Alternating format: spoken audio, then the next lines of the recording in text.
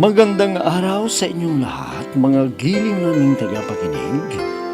Muli po mga kaibigan, narito na po ang pagpapatuloy at ikalawang yugto, nagliyong kasaysayan na ipinadala ni Marites dito sa ating dulang.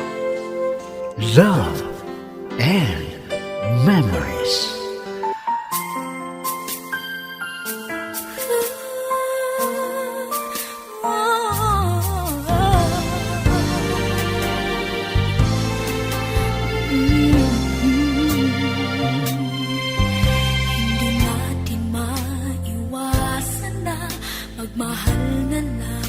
Nobyo ko si Bert at yon ay alam ni Inay. Kaya lang, madalang kaming magkita. Kaya hiniling niya sa akin na pumunta ko doon sa lugar na pinagtatrabahuan niya. At natukso kaming dalawa. Nakuha ang aking pagkababae. At ipinangako niya sa akin na hindi niya ako pababayaan. At naulit pa yun ng ilang beses. Kaya isang araw na kumakain ako, hindi ko inaasahan na magsusuka ako at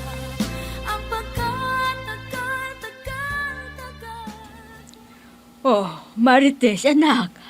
Akala ko ba ang sabi mo gutom ka na. Bakit hindi ka pa kumakain? kuwan po kasi Inay. Parang wala akong ganang kumain At ayaw ko yung amoy ng tuyo. Ano? Ano bang nangyayari sa'yo? Alam ko naman na gustong-gusto mong ulamin niyang tuyo Kaya nga Inay, nagtataka ako. Nagugutom ako, pero ayaw ko naman ng kumain ng tuyo Paborito ko naman yan. Ano bang kinain mo? Baka naman di ka natunawan kagabi. Masakit bang tiyan mo? May kabag ka ba? Hindi po masakit ang tiyan ko, Inay. Ewan ko ba? Ay nako, kailangan na agapan natin yan, Marites. Baka kung ano na yan.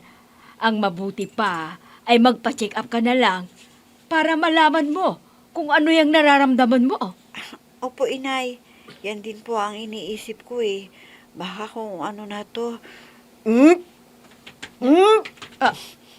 Marites, nagsusuka ka? Anong ibig sabihin yan? May nangyari ba sa inyo ni Bert? Sabihin mo sa akin! Sabihin mo sa akin ang totoo!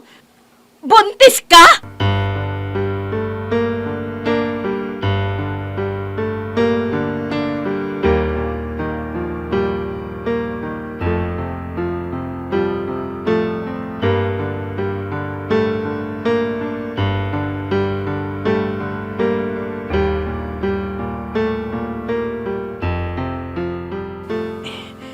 Buntis pala ako, sabi ng doktora. Kaya dapat na malaman ito ni Bert. Kumpirmado na buntis nga ako. Oh, ano ang resulta ng check-up mo, Marites? Ano raw ba ang dahilan? Bakit ganyan ang nararamdaman mo? Kuwan po, Inay. Patawarin niyo po ako. Buntis ako, Inay. Ano? Kung ganon, kailangan na kausapin ko si Bert. Hindi pwede na hindi ka niya pakasalan. Inay, huwag sana kayong magalit sa akin dahil sa nagawa ko. Hinayaan ko na may mangyari sa aming dalawa ni Bert. Ano pang magagawa ko? Nandyan na yan. Ang dapat ay ipaalam mo na kay Bert na kailangan kanyang pakasalan para di lalabas na bastardo o bastarda ang anak ninyo. Opo, Inay. Pupunta ako dun sa bahay ng amo niya para malaman niya na nagbunga ang nangyari sa aming dalawa. Sana nga. Sana nga hindi kanya pababayaan sa nangyari sa inyo. Para may magisnang ama ang nasa sinapupunan mo. At sa lalong madaling panahon, ay pakasalan ka niya para hindi mabilad sa kahiyan ng pamilya natin.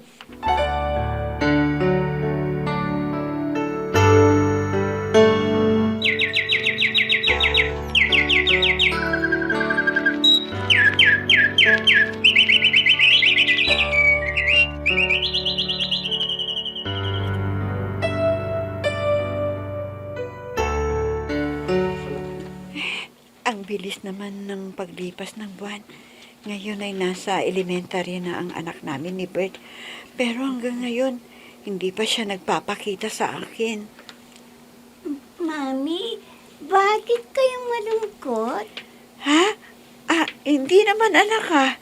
Siguro, napagod lang ang mami dahil naglaba ko ng ating maruming damit. Ganun ba, Mami? Kala ko, hindi ka masaya kasi may iniisip kayo na problema. Wala ito anak. Wag mo na akong pansinin. Sige na. Makipaglaro ka na sa mga bata dyan. Opo, Mami. Kaya lang, may gusto po akong itanong sa inyo. Pero, wag po kayong magagalit sa akin, ha? Ha? Bakit anak? Ano bang gusto mong malaman? Sige, sabihin mo sa akin, di ako magagalit. Kung ano po kasi, Mami, yung mga kalaro ko ay may daddy kasama nila. Pero ako, di ko pa nakikitang daddy ko. Asan po siya, Mami? Kwan anak, pwede ba? Huwag mo nang hanapin ang daddy mo dahil namatay na siya. Ano po? Patay na ang daddy ko? I'll be with you for the rest of my life. From the bottom of my heart, I will. I'll always be with you.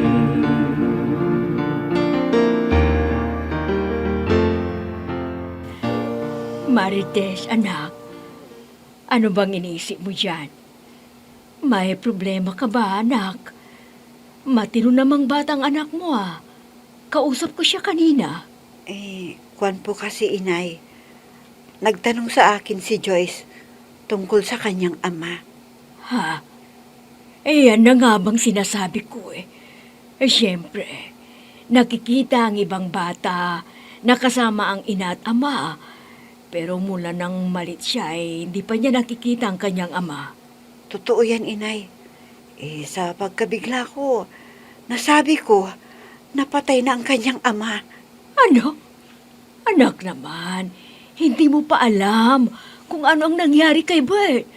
Kung bakit din siya nagpakita sa'yo. Siguro may dahilan. Inay, maraming taon na ang nagdaan. Nasa elementary pa lang ang aming anak. Bakit hindi siya nagpakita sa akin? Kayang alam ko, niloko ako ni Bert, inay, at huwag siyang magpapakita sa akin dahil hindi ko siya ipapakilala sa aking anak. Sana naman anak pakinggan mo ang paliwanag niya. Sana magkaayos kayo. Kung sakaling magpakita sa'yo, dahil sabik sa pagmamahal ng amang yung anak, di tanggapin mo siya. Ewan ko, inay, dahil hanggang ngayon, masakit pa sa aking loob ang kanyang ginawa. Hindi niya ako pinanagutan. Kahit sinabi sa kanya, nabuntis na ako. Kaya hindi pwede na malaman ni Joyce na buhay pa ang kanyang ama, inay. Hindi.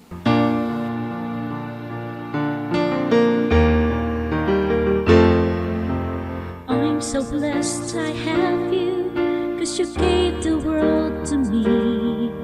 You're my inspiration, the perfect one in my life forever. You make my life complete. Lola, malapit na pong graduation namin. Sana, dadalaw kayo ng Mami, ha? Oo naman na po. Masaya ako dahil magtatapos ka na sa high school at mag-aaral ka na sa kolehiyo. Opo, Lola. Talagang mag-aaral akong mabuti para nan may paginabang ang Mami sa mga sakripisyo niya sa akin para makapag-aral po ako. Huwag mong sayangin ang pagkakataon, Apo. Gusto kong patunayan mo sa mami mo na magtatapos ka muna bago ka makipagrelasyon. Opo, Lola. Pangako ko po sa inyo. Talagang gusto ko pong makatapos ng pag-aaral ko para matulungan ko kayo ng Mami kung magkaroon po ako ng trabaho. Salamat naman, Apo. Kung iniisip mo rin ang kalagayan namin ng mami mo. Akala ko, uunahin mo ang sarili mong kaligayahan. Naku, hindi po, Lola. Mahal na mahal ko kayo ni Mami dahil ipinadama niyo sa akin ang iyong pagmamahal at di kayo nagkulang sa mga pangangailangan ko. Siyempre, Apo. Ayaw namin ng mami mo na magkaroon ka ng problema habang nag-aaral ka. Kaya sa pag-aaral mo sa kolehiyo, mas lalong pagbutihin mo ang iyong pag-aaral, ha? Para makakuha ka ng medalya at mataas na karangalan kung magtatapos ka na sa kolehiyo.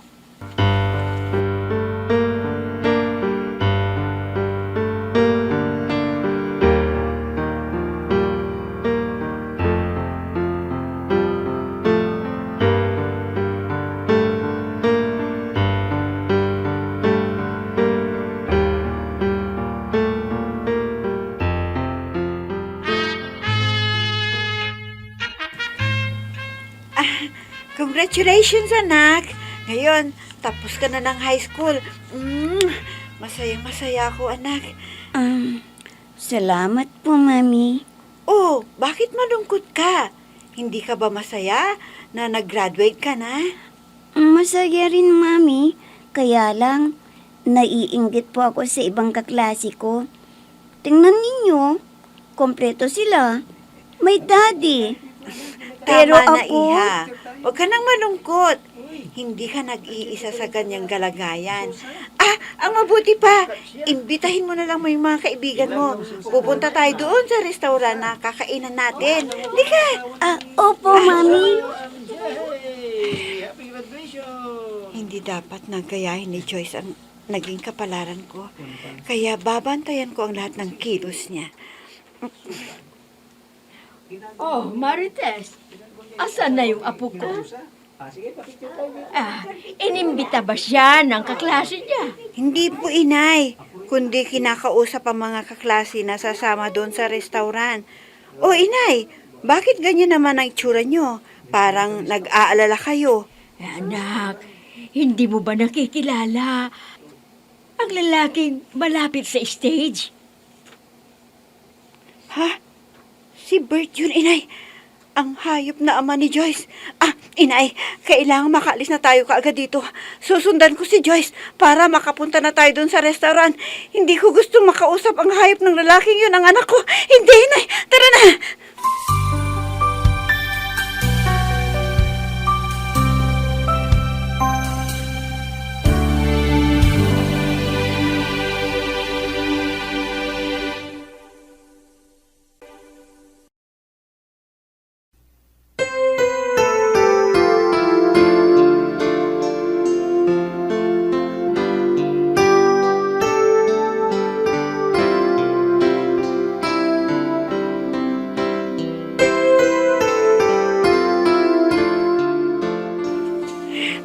Hindi ko akalain na magpapakita pa ang Bert na yon.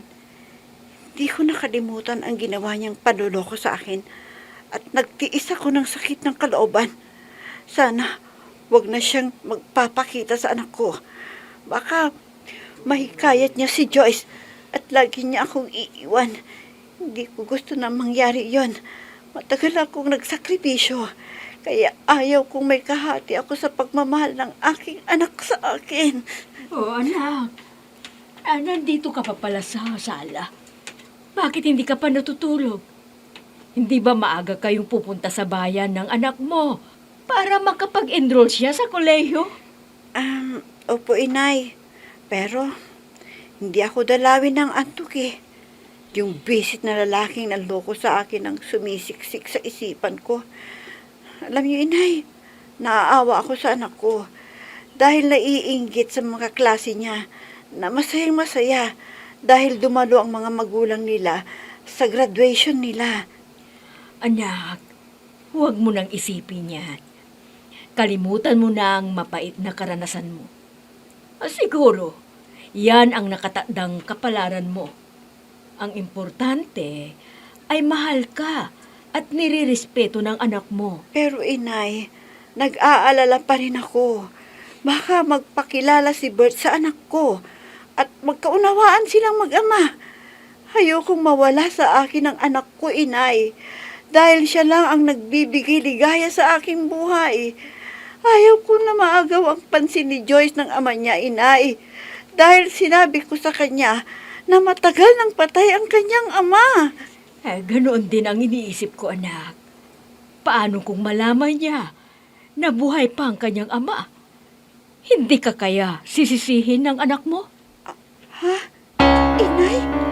Kaya hanggat maaga pa, mag-isip ka ng paraan na kung magkita ang mag-ama, ay walang malaking problema na mangyayari sa inyo. I'll be with you for the rest of my life. From the bottom of my heart, I will. I'll always be with you.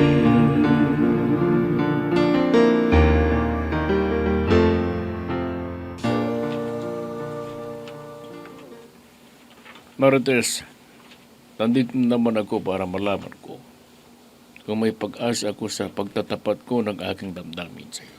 Danny, ayoko nang makipagrelasyon pa. Dahil nadala na ako. Niloko ako ng isang lalaki noon. Kaya ayoko nang maulit pa yun. Hindi ko gagawin sa iyo yan. Tapat ang hangarin ko sa iyo. Ang mabuti pa, humanap ka na lang ng ibang babagay sa iyo, Danny. May anak na ako. Kaya sana unawain mo ako. Hindi na ako iibig pa muli. Nasaktan ng labis ang puso ko. Kaya umalis ka na. Bago umuwi ang anak ko. Sige na, umalis ka na. Marites, hindi ako magsasawa na manliligaw sa iyo. At lagi mo sanang tatandaan, mahal kita. Pareho lang na niloko tayo ng minahal natin. Tama na. Pwede ba? Umalis ka na, Danny. Pakiusap. Umalis ka na.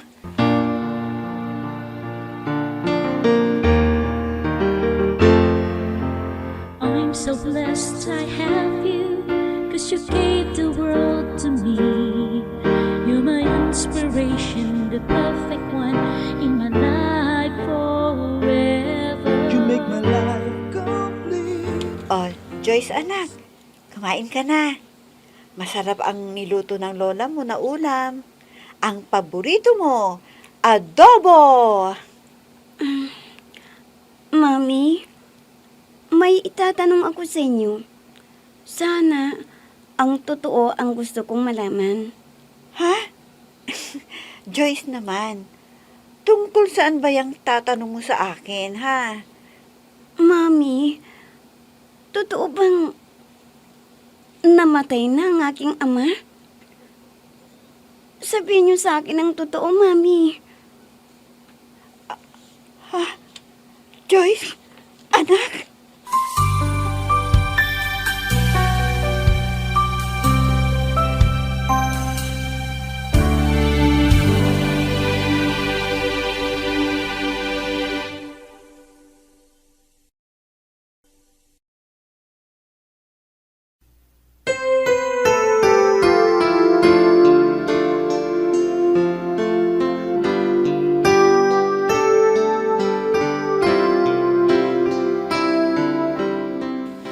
Sabihin na kaya ni Marites ang totoo sa kanyang anak?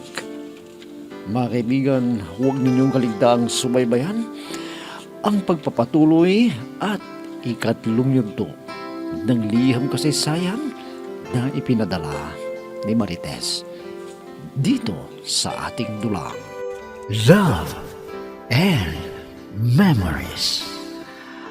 Mga nagbibigay buhay sa ating dula ay sina Mayra Abrihal Narnola, Susan Malikdem, Robert de Guzman, Yehuda Ismael, Eva Alcoriza, Jun Cabato, Ami Diaz, at si Oscar Ora. Technical supervision at musika ni Oscar Ora. Nilapatan ng tunog ni Robert de Guzman. Mula sa panulat at direksyon ni Ami Diaz.